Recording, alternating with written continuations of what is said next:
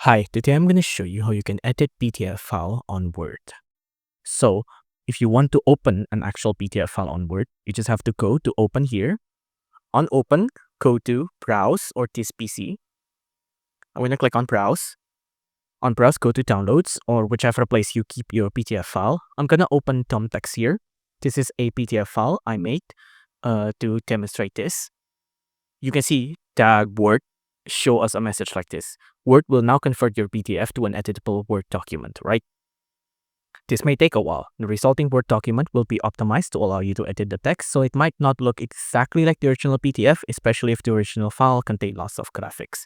Just click on OK, and you can see it converted it wonderfully because the PDF I just put in this earlier is just this text that says, I really want to edit this PDF file.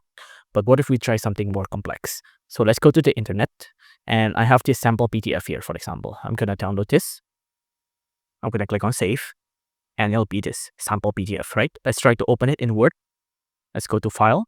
Let's go to Open, Browse, and Sample. Again, same message. Click on OK. And there you go. Now it converted the PDF earlier into this editable Word document. You can see that there's some difference.